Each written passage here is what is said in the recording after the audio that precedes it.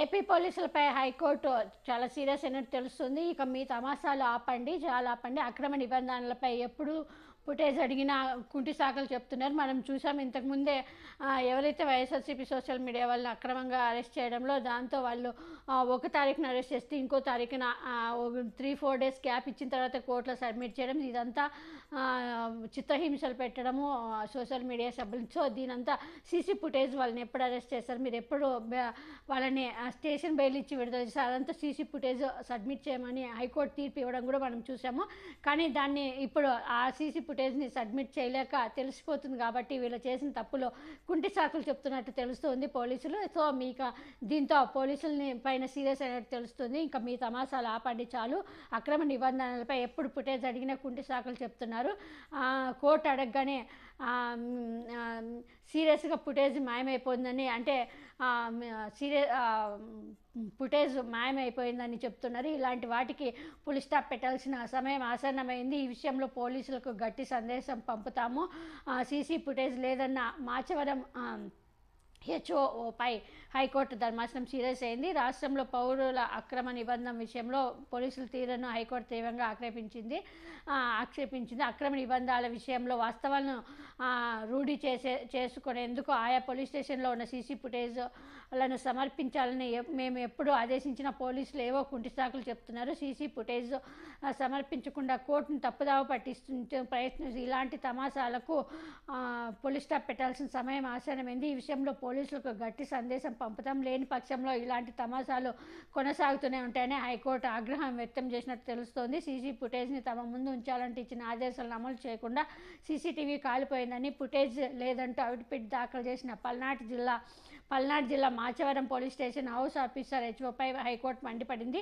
అతనిపై తక్షణమే క్రమశిక్షణ చర్యలు తీసుకోవాలని స్పష్టం చేసింది. అలాగే తమ ముందున్న వాద్యాల్లో అతన్ని సుమోటోగా ప్రతివాదిగా చేర్చి కోర్టు ధిక్కార చర్యలకు ఉపక్రమిస్తామని కూడా చెప్పింది. ఈ వ్యవహారంలో పోలీసులపై ఏం చర్యలు తీసుకోవాలో స్పష్టత ఇవ్వాలని ప్రభుత్వాన్ని ఆదేశిస్తూ విచారణ జనవరి 7వ తారీఖుకి వాయిదా వేసింది. ఈ మేరకు న్యాయమూర్తులు జస్టిస్ రావు రఘునందన్ రావు, జస్టిస్ కుంచం మహేశ్వరరావు ధర్మాసనం సోమవారం ఉత్తర్వులు జారీ చేసింది. CC footage సమర్పణకు high court ఆదేశము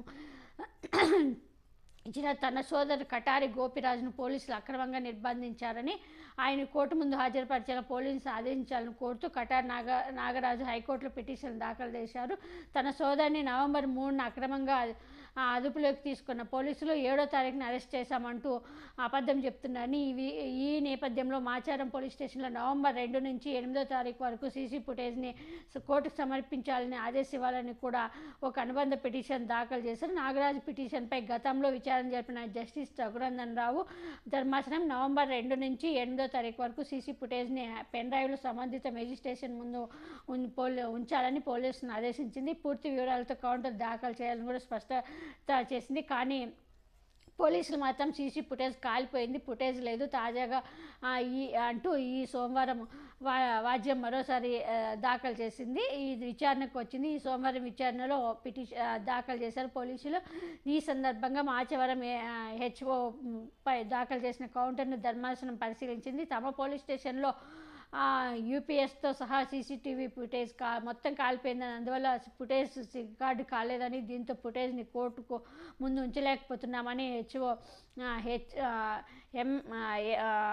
SHO చెప్పడాన్ని తప్పుపట్టింది. Court CC ఫుటేజ్ని అడగగానే మిస్టరీగా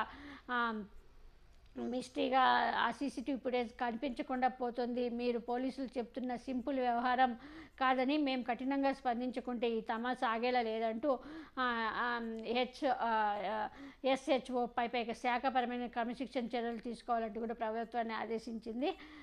సో మరి చూడాలి, సీసీ ఫుటేజ్ పనిచేయకుండా దానిని రిపేర్ చేయించాల్సిన బాధ్యత కూడా అతనిపై ఉంది. సో ఎస్హెచ్ఓపై ఎందుకు చర్యలు ఆదేశించరాదో చెప్పానంటూ కూడా ప్రభుత్వాన్ని ధర్మాసనం స్పష్టం చేసింది. మరి చూడాలి దీనిపైన ప్రభుత్వం ఎలాంటి కౌంటర్ దాఖలు చేస్తుందో.